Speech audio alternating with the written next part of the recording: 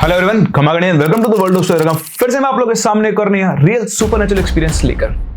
कई बार हमारे सामने कुछ ऐसे इंसिडेंट, ऐसी कहानियां आती हैं जो हमें सोचने पर ही मजबूर कर देती है कि दुनिया में क्या क्या चीजें पॉसिबल है, कैसे कुछ इंसान कुछ स्पेसिफिक टाइप का नॉलेज गेन कर कर सुपरनेचुरल पावर्स को अपने फायदे के लिए यूज कर लेते हैं। लेकिन वो कहते हैं ना, अगर आपका रास्ता गलत है तो आपको उसका दुष्परिणाम मिलता है।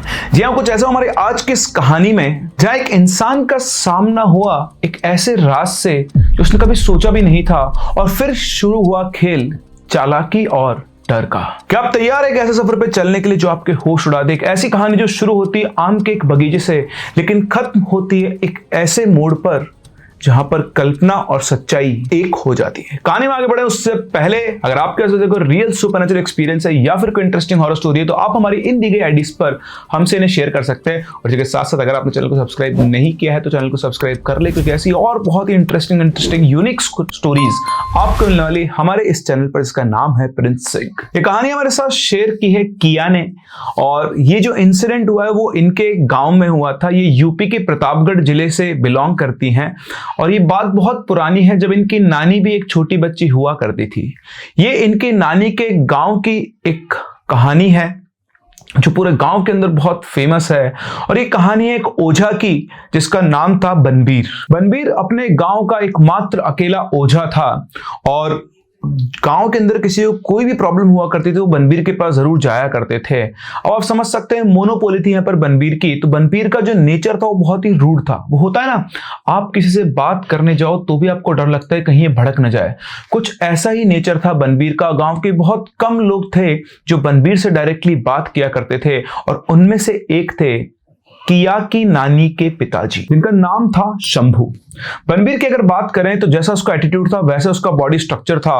वो 6 फुट लंबा हट्टा कट्टा आदमी था, और इसी वजह से उसका जो एटीट्यूड था लोगों से बात नहीं करने का, वो उसके ऊपर कहीं ना कहीं जचता भी था। बनबीर यहाँ पर कोई नॉर्मल चलता फिरता ओझा नहीं था। उसको बहुत सारी तंत्र शक्तियों का ज्ञान था और कई सिद्धियां प्राप्त थी। इतना हट्टा कट्टा और अच्छा सुंदर होने के बावजूद भी उसने अभी तक शादी नहीं की थी, और गांव में वो सिर्फ तभी लोगों से मिलता था जब उनको कोई पैरानॉर्मल दिक्कत हो। कोई अगर बनबीर से मिलना चाहता है तो वो तब तक उससे नहीं मिल सकता जब तक बनबीर उस चीज की इजाजत ना दे। बनबीर की शक्ति अगर मैं आपसे बात करूं तो उसे बिन बताए पता लग जाता था कि सामने वाला उसके सामने क्या परेशानी लेकर आया हुआ है, और इसी वजह से गांव के लोग बनबीर की बहुत इज्जत किया करते थे। और इसी वजह से हर शाम बनबीर के घर पर गांव के किसी न किसी एक घर से खाना जाया करता था।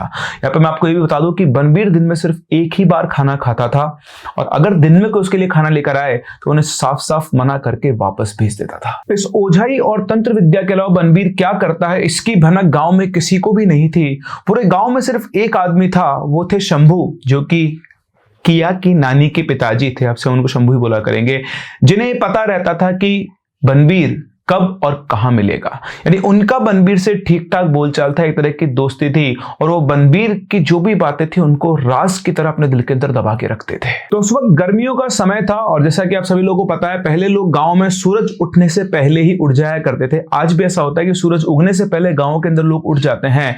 तो इस गांव के लोग भी उठकर आम के जो बगीचे थे जहां पर आम और महुआ के पेड़ हुआ करते थे, तो वहां जाकर रात में जो आम गिरे हुए हैं और जो महुआ के बीज गिरे हुए हैं स्पेशली, क्योंकि महुए का पेड़ बिल्कुल सीधा होता है, उसके ऊपर चढ़ना आसान नहीं होता है, तो ऊपर से जो महुआ गिरा हुआ होता था वो उसे इकट्ठा करते थे और उसको बेचकर थोड़े बहुत पैसे उन्हें मिल जाया करते थे। आज भी यूपी के कई गांवों में महुआ को इकट्ठा करना और उसे बेचना इनकम का एक सोर्स होता है। अगर आप लोगों को वैसे किसी गांव के बारे में पता है या आपके गांव में ऐसा होता है तो कमेंट सेक्शन में हमें जरूर बताएं। अब मैं आपसे बात कर रहा हूं उस टाइम की जब गांव के अंदर घड़ियां नहीं हुआ करती थी और लोग अंदाजे से ही टाइम का पता लगाया करते थे। तो ऐसे ही एक सुबह बनबीर की आंख खुली। उस टाइम पर अंधेरा बहुत था, लेकिन बिना कुछ सोचे बनबीर जो है वो खेतों की तरफ निकल जाता है। खेतों में जाकर फ्रेश होकर जब वो वापस आने वाला होता है तो जैसे वो गुजर रहा होता है उस आम के बगीचे के पास में से, उसे एकदम से पेड़ पे से कुछ आम गिरने की आवाज आती है। ये आवाज सुनकर वो सोचता है कि यार आज के दिन की शुरुआत बड़ी अच्छी है, ताजा ताजा आम गिरे पेड़ पे से, क्यों ना मैं आम इकट्ठे करके ले चलूं। तो वो उस आम के बगीचे में जाता है उन आमों को इकट्ठा करने। वो उन आमों को बटोरने के लिए उस आम के पेड़ की तरफ बढ़ता है, तभी उसे अपने पीछे किसी के चलने की आवाज आती है। उस आहट से उसे थोड़ा अजीब सा लगता है और तभी उसका ध्यान एक बात पर जाता है कि उसे अपने घर से इधर आए हुए करीबन 1 घंटा हो चुका है, लेकिन अभी तक भी सूर्योदय नहीं हुआ है। आसमान के अंदर तारे भी चमक रहे थे और ये सब देखकर वो समझ गया था कि अभी भोर नहीं हुई है। वो रात में ही उठकर आम के बाग में आ गया है। तभी उसे अपनी आंख के कोने से थोड़ी दूर एक परछाई दिखाई देती है, एक परछाई जिसने लाल कपड़े पहने हुए थे। उसे देखकर बनवीर ये समझ गया था कि कोई नॉर्मल चीज नहीं, और इस चीज से कैसे हैंडल करना है, इसको कैसे टैकल करना है, बनवीर से ज्यादा अच्छे तरीके से कौन जान सकता था। वो नाटक करता है और अपनी लालटेन उठाकर आम ढूंढने लगता है। वो जैसे वो आम ढूंढने लगता है कि तभी वो परछाई जो उसे थोड़ी दूर खड़ी हुई थी एकदम से उसके पीछे आके खड़ी हो जाती है, और उसके पीछे खड़े होने का एहसास बनवीर को साफ साफ हो रहा था। बनवीर ने बिना पीछे मुड़े अपना काम जारी रखा और वो आम ढूंढने का नाटक करता रहा। तभी उसके पीछे से एक औरत की आवाज आती है और वो कहती है, हम बीनदे ही तो रहता है आम। उसकी बात सुनकर बनवीर बिना पीछे मुड़े बोलता है कि आसपास जितने भी आम हैं सब कुछ बीन कर दो। थोड़ी कड़क आवाज में बोलता है।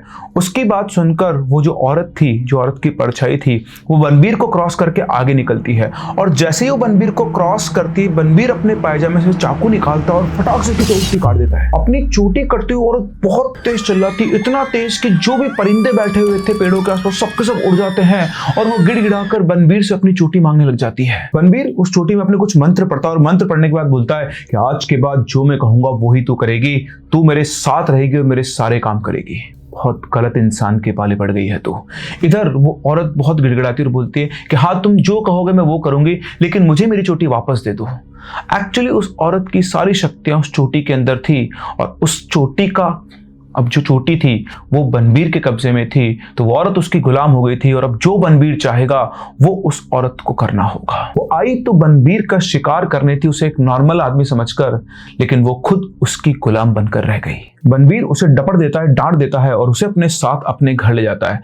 अपने घर ले जाने के बाद वो उसे अपने घर के सारे काम करवाता, खाना बनवाना, बर्तन धुलवाना, अपने कपड़े धुलवाना और घर की साफ सफाई करवाना। इसी के साथ साथ बनवीर ने उस औरत से कह दिया था कि तू मेरे अलावा गांव में किसी और शख्स को दिखाई नहीं देगी। अगर तू किसी और को दिखाई दी तो मैं तेरी चोटी को जलाकर तुझे और तेरी शक्तियों के अस्तित्व को खत्म कर दूंगा। उस औरत के पास कोई ऑप्शन नहीं बचा था और वो इस चीज के लिए राजी हो जाती, लेकिन साथ ही साथ वो बनवीर से एक शर्त रखती है, क्यों कहती कि मैं तुम्हारे सारे काम करूंगी, जो तुम कहोगे वो करूंगी, लेकिन तुम मुझे कभी खाली बैठने नहीं दोगे। अगर मैं खाली बैठ गई तो मैं तुम्हारी जान ले लूंगी और तुम्हें मेरी चोटी वापस करनी पड़ेगी। अब आप खुद सोचें, अगर आपके पास ऐसी कोई शक्ति आ जाए, वो आपसे बोलेगा सारे काम कर दूंगी, बस मुझे खाली मत बैठने देना, तो आपको लगेगा हाँ यार ये कोई बड़ी बात थोड़ा ना है, ले चलता हूं उसको साथ में। तो बनवीर को भी ये लगा शुरू में कि वो उसको कोई ना कोई काम देता ही रहेगा, लेकिन जब चीजें शुरू हुई और बनवीर उस औरत को कोई भी काम देता तो कुछ मिनटों के अंदर उस काम को खत्म करके वो बैठ जाती, और जैसे वो खाली बैठती वो बहुत तेज चिल्लाना शुरू करती। ये चीखें वैसे बनवीर के अलावा किसी और को सुनाई नहीं आती थी, लेकिन ये चीखें बनवीर के कानों में बहुत चुभती थी, और उसके लिए उसे बर्दाश्त करना बहुत मुश्किल हो जाता था, और फटाफट से वो उसको कोई दूसरा काम देता था जिसे वो फिर से मिनटों के अंदर खत्म कर देती थी। बनवीर समझ गया था कि वो ये जानबूझकर कर रही है ताकि बनवीर उसे उसकी चोटी देकर वहां से भगा दे, लेकिन बनवीर उसको इतनी आसानी से जाने नहीं देना चाहता था, और जाने भी क्यों देगा। उसे एक फ्री की मेड जो मिली हुई थी, जो उसके लिए हर एक काम कर सकती थी। जब उसे कुछ समझ में नहीं आया तो उसने ये बात शंभू जी से डिस्कस की और उनसे बोला कि यार इसका कोई उपाय निकालो, मेरे पास ऐसी ऐसी ताकत आ गई है। अब होता ना, हर आदमी अपना राज किसी ना किसी से डिस्कस करना चाहता है, एक फ्रेंड होता है जो हर कोई ढूंढता है, और जो शंभू जी थे वो बनवीर के फ्रेंड थे।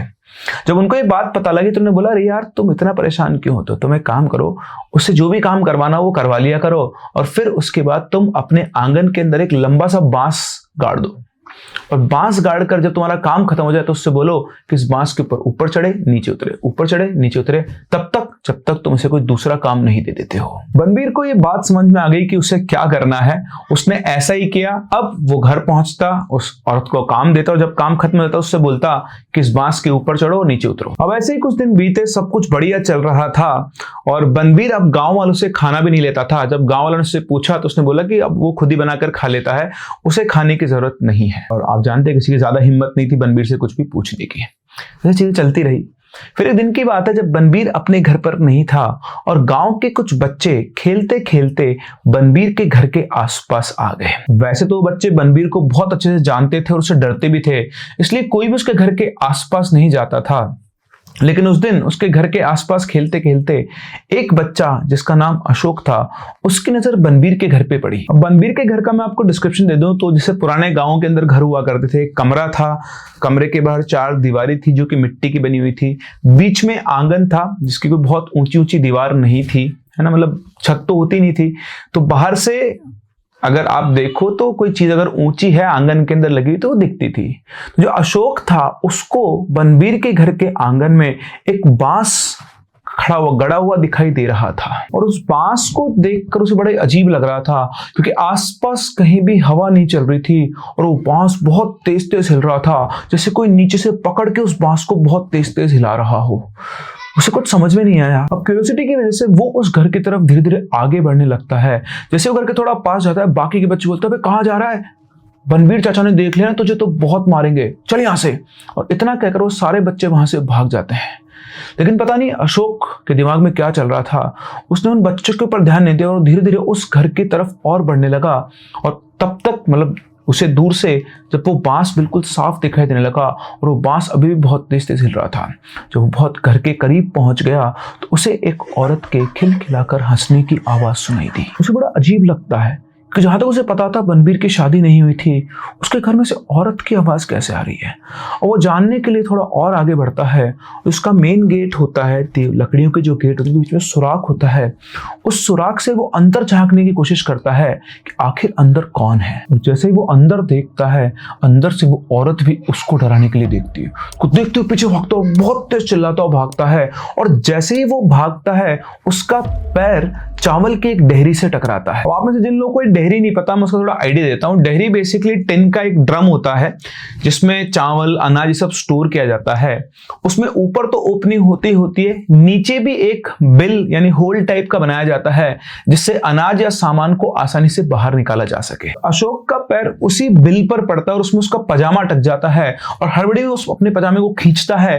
उसके पजामा खींचने के साथ साथ ही वो जो ढक्कन था उस बिल का वो खुल जाता है। अशोक तो भाग जाता है लेकिन वो ढक्कन खुलने की वजह से उस डेहरी में से चावल बाहर निकल जाते हैं और सिर्फ चावल नहीं, चावल के साथ साथ निकलती है उस औरत की चोटी। ये सब वो अंदर मौजूद औरत देख लेती है और अशोक के भागने के बाद वो दरवाजा तोड़ के बाहर आती है और अपनी चोटी लेकर वहां से चली जाती है। कुछ देर के बाद जब बनबीर वापस अपने घर पर लौटता है तो डेहरी खुली हुई देखकर और दरवाजा टूटा हुआ देखकर वो समझ जाता है कि बहुत बड़ी गलती हो चुकी है। वो समझ गया था कि कोई ना कोई उसके घर में आया था और उसने उस चुड़ैल को आजाद कर दिया है। वो बहुत ही गुस्से के अंदर गांव में पहुंचता है और चिल्लाता हुआ बोलता है कि कौन आया था मेरे घर पे, किसकी हिम्मत हुई मेरी गैर मौजूदगी में मेरे घर के आसपास आने की। लेकिन गांव में से कोई भी जवाब नहीं देता है। लेकिन तभी कुछ बच्चे वहां पर आते और बोलते हैं कि चाचा अशोक गया था तुम्हारे घर पे। तो उसने ध्यान से देखा तो वहां पर सारे बच्चे थे लेकिन अशोक नहीं था। ये चिल्लाहट सुनकर अशोक की मां भी वहीं पर खड़ी मतलब वहीं पर आती है और आकर बोलती है कि अशोक तो तुम लोगों के साथ गया था, कहां पर है वो अभी तक घर नहीं आया है। तो सब बच्चे बताते हैं कि जब अशोक बनबीर चाचा के घर के पास जा रहा था तो हमने उसको मना किया और जब वो नहीं माना तो हम सब तो उसको छोड़ के भाग के आ गए, तब तक तो वहीं पर था। उसके बाद क्या हुआ हम सबको नहीं पता। अब सारे गांव में हड़कंप बन जाता है कि अशोक यहां से गायब है। गांव के हर कोने में अशोक को ढूंढा जाता है और ढूंढते ढूंढते सब लोग पहुंचते हैं वो आम के बगीचे के पास। वहां पर उन्हें अशोक के हंसने की आवाज आती है और जब वहां पर कुछ लोग पहुंचकर देखते हैं तो अशोक एक महुए के पेड़ के सबसे ऊंचे वाली डाल के ऊपर बैठा हुआ था। ऊपर बैठा बैठा वो हंस रहा था और कच्चे महुए को तोड़कर खा रहा था और उसके बीज सबके ऊपर फेंक फेंक के मार रहा था। अगर आप लोग जानते हैं, बहुत लोग जानते होंगे, जो लोग यूपी से हो तो स्पेसिफिकली ये जानते होंगे कि महुए से शराब बनती है। पहली बात, महुए का पेड़ बिल्कुल सीधा होता है और उस पर इतनी आसानी से कोई भी चढ़ नहीं सकता है। और यहाँ पर अशोक जो कि एक छोटा बच्चा था वो उस महुए के पेड़ की सबसे ऊंची वाली डाल के ऊपर बैठा हुआ था और सिर्फ इतना ही नहीं, महुए को ऐसा सीधा ही डायरेक्टली खाया नहीं जाता है और वो आराम से उनको कच्चे महुए को चबा चबा के खा रहा था।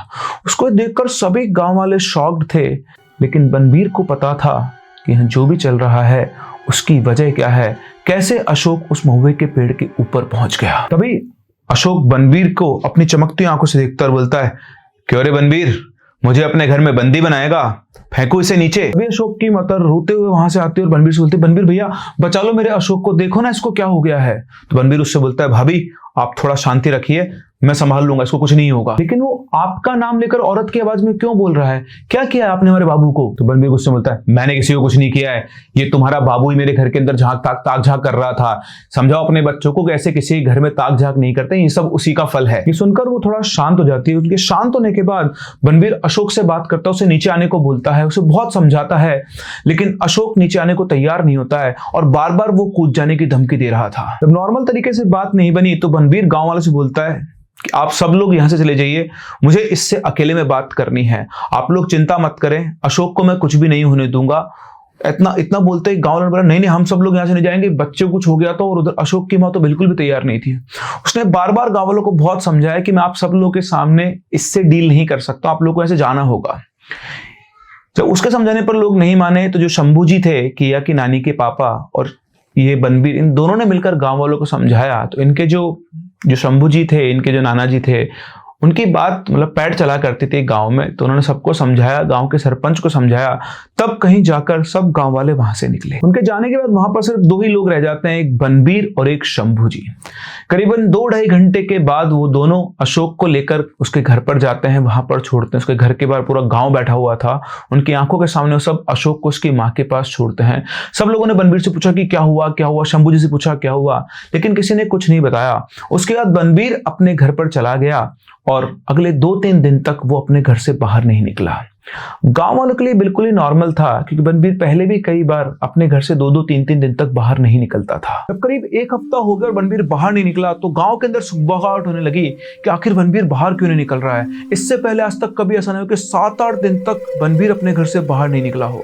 सारे गांव वाले इकट्ठा हुए और उसे चेक करने के लिए वहां पर पहुंचे, और जिस अनहोनी की उन लोगों को आशंका थी वही हुई। बनबीर के घर में उन लोगों को मिली बनबीर की लाश, जो कि बिल्कुल नग्न अवस्था में थी। ये देखकर गांव के लोग बुरी तरह से घबरा गए और उन्होंने घबराते हुए शंभू जी से पूछा कि आखिर ये सब क्या हुआ है, क्योंकि उस दिन वहां पर सिर्फ 2 लोग थे, एक बनबीर और दूसरा शंभू जी। शंभू जी ने गांव वालों की बात का जवाब दिया कि बनबीर का वक्त आ गया था। तो जो गांव के सरपंच थे उन्होंने कहा, वक्त आ गया? ऐसे कैसे अचानक से वक्त आ गया? तुम जरूर हमसे कुछ छुपा रहे हो, सच सच बताओ, उस दिन जब बनबीर ने और तुमने हम गांव वालों को वापस भेज दिया था, उसके बाद वहां पर क्या हुआ? सरपंच की बात सुनकर सारे गांव वाले चले गए, हाँ हाँ बताओ, हमें सच जानना है कि आखिर वहां पर क्या हुआ। शंभू जी ने कहा कि तुम लोग जो जानना चाह रहे हो वो एक राज ही रहे तो अच्छा है। उस दिन जो भी हुआ उसे मैं एक दर्दनाक हादसा समझकर भूल चुका हूं, और अच्छा इसी में है कि तुम लोग भी उसे एक हादसा मानकर ही भूल जाओ। लेकिन इतना कुछ सुनने के बाद कौन उत्सुक नहीं होगा? गांव वालों ने बोला, नहीं नहीं, हम लोग को ये जानना है कि आखिर उस दिन क्या हुआ था, तुम हमें सच सच बताओ कि उस दिन क्या हुआ था, हो सकता है कि पूरे के पूरे गांव पर कोई संकट हो। शंभू जी बोलते हैं कि अभी तो कोई संकट नहीं है, लेकिन अगर ये राज खुल गया तो हो सकता है कि कोई संकट आ जाए। तो सरपंच बोलता है, तुम हमें डराकर सच्चाई को छुपाना चाहते हो, सच सच बताओ उस दिन क्या हुआ था। जब शंभू जी को लग गया कि गांव वाले नहीं मानेंगे तो उन्होंने बोला, ठीक है तो फिर सुनो। उस दिन तुम लोगों के जाने के बाद बनबीर ने अशोक से बात की। दरअसल वो अशोक नहीं, अशोक के शरीर के अंदर वो चुड़ैल थी जिसे बनबीर ने अपने काबू में कर रखा था। वो चुड़ैल बनबीर को उन आम के बागों में मिली थी और उसकी चोटी काटकर बनबीर ने अपने पास रख लिया था और उसको अपने वश में कर लिया था। वो चुड़ैल बनबीर से बहुत ज्यादा नाराज थी, क्योंकि कई महीनों से उसने उसे अपने वश में किया हुआ था और उससे अपने सारे गलत सही काम करवाता था। उस चुड़ैल की सारी शक्तियां उसकी चोटी में थी और उस चोटी को बनबीर ने कहीं पर छुपा दिया था। उस दिन जब बनबीर बाहर गया हुआ था और अशोक उसके घर पर पहुंचा तो गलती से अशोक ने उस चोटी को बाहर निकाल दिया, और अपनी चोटी मिलते ही उस चुड़ैल को अपनी शक्तियां मिल गई और वापस से अपनी शक्तियां अर्जित करके वो अशोक के शरीर में प्रवेश कर गई। और उसके बाद वो उसे लेकर उस महुए के पेड़ पर चढ़ गई। तुम लोगों के जाने के बाद बनबीर ने उससे कहा कि अशोक छोटा बच्चा है, वो उसे छोड़ दे, क्योंकि उसकी जो भी नाराजगी और दुश्मनी है वो बनबीर से है, उसमें इस बच्चे की कोई गलती नहीं है। तुम इस बच्चे को छोड़ दो, तुम्हें जो चाहिए वो मैं तुम्हें दूंगा। तो बनबीर के इतना कहने के बाद वो कहती है कि जो मुझे चाहिए वो तुम मुझे नहीं दे सकते हो, और इतना कहकर वो सीधा महुए के पेड़ के डाल से कूद गई और सीधी बनवीर के सामने आके खड़ी हो गई अशोक के शरीर के रूप में। जब वो डाल से कूदी थी तो मैं तो हक्का बक्का रह गया था कि कहीं अशोक जिंदा बचेगा या नहीं, लेकिन उसे तो एक खरोंच तक नहीं आई। नीचे आने के बाद उसने मेरे तरफ एक ऐसे इशारा किया और मैं सीधा पेड़ के पास जाकर चिपक गया और लाख कोशिश करने के बाद भी मैं उस पेड़ से अपने आप को छुड़वा नहीं पा रहा था। फिर उसके बाद उस चुड़ैल ने रणवीर से कहा कि मैं इस लड़की को तभी छोड़ूंगी जब तू मेरे साथ सुहागरात मनाएगा, और अगर मैं तृप्त हो गई तो मैं यहाँ से चली जाऊंगी, लेकिन अगर मैं तृप्त नहीं हुई तो मैं तुम्हारी जान ले लूंगी और मैं हमेशा हमेशा के लिए यहीं रहूंगी। रणवीर ने उसकी शर्त मान ली और उससे अपने घर जाने को कहा। रणवीर को यह लगता था कि वो अपनी शक्तियों के द्वारा उस चुड़ैल को वापस से अपने वश में कर लेगा, और इस तरह से उसने अशोक को छोड़ा और हम अशोक को तुम्हारे घर छोड़ गए वापस। उसके बाद रणवीर ने मुझसे कहा कि राज राज रहना चाहिए, किसी को पता नहीं चलना चाहिए, और वो चुपचाप अपने घर चला गया। उसके आगे क्या हुआ मैं भी नहीं जानता, और जो कुछ है सब तुम्हारी आंखों के सामने है। शायद रणवीर उस चुड़ैल को तृप्त नहीं कर पाया है। एक और बात बता दूं, उस चुड़ैल ने कहा था कि अगर रणवीर उसे तृप्त नहीं कर पाया तो वो उसके घर में ही रहेगी, और जो भी कोई पुरुष उसके घर में आया तो वो उसके साथ भी सुहागरात मनाएगी, और अगर वो उसे तृप्त नहीं कर पाया तो उसकी जान ले लेगी। गलती से अगर कोई स्त्री इस घर के अंदर आ गई तो वो उसे मारकर उसका पूरा रूप अपने अंदर समा लेगी। आगे क्या होगा क्या नहीं मैं नहीं जानता, लेकिन मुझे सिर्फ इतना ही पता है। मुझे ये भी नहीं पता कि वो अब यहाँ पर है या फिर चली गई है। ये बात सुनकर पूरा गांव स्तब्ध रह गया। सब लोग बुरी तरह से घबराने लगे कि ऐसा कैसे हो सकता है। इसके बाद सब लोगों ने पहले तो बनवीर का अंतिम संस्कार किया, और उसके बाद उस घर के चारों तरफ एक चार दीवारी सी बना दी और किसी दूसरे गांव के एक बड़े पंडित जी को बुलाकर उस पूरे घर को कीलित करवा दिया। और उसके बाद से लेकर कोई भी गांव वाला उस घर के आसपास तक फटकता भी नहीं है। वो घर आज भी एक खंडर की तरह उस गांव के कोने में खड़ा हुआ है, लेकिन कभी किसी की हिम्मत नहीं जाकर वहां देखने की कि वो चुड़ैल अब भी वहां रहती है या फिर वो वापस से उस आम के बाग में लौट गई है। लेकिन गांव के किसी आदमी का दोबारा कभी उससे सामना नहीं हुआ। शायद वो उस गांव को छोड़कर चली गई है और कहीं और बसती है। तो ये थी एक ओझा, एक तांत्रिक की कहानी जिसने एक चुड़ैल को अपने वश में किया और अपना मतलब उससे साधने लगा। लेकिन जैसे उसे मौका मिला उसने उसको लालच देकर उसकी जान उससे छीन ली, और इस तरह से इन पारलौकिक शक्तियों से खेलने वाले एक इंसान का अंत हुआ और पूरा गांव इस चीज का विटनेस बना। आप लोगों को क्या लगता है, क्या इस इंसिडेंट के बाद वो चुड़ैल इस गांव में रही होगी? अगर आपको कभी ऐसा मौका मिल जाए और आपको ऐसी कोई शक्ति मिल जाए जिसकी चोटी को काटकर आप अपने पास रख लो और अपने वश में कर लो, आप क्या करोगे? कहाँ उस चोटी को छिपाओगे ताकि उसे दोबारा वो चोटी ना मिल पाए? क्योंकि अगर मिल गई तो आपका हाल भी वो होगा जो रणवीर का हुआ। अपने व्यूज मुझे कमेंट सेक्शन में जरूर बताएं। हम लोग मिलते हैं अपनी अगली कहानी में, तब तक के लिए keep loving and keep listening.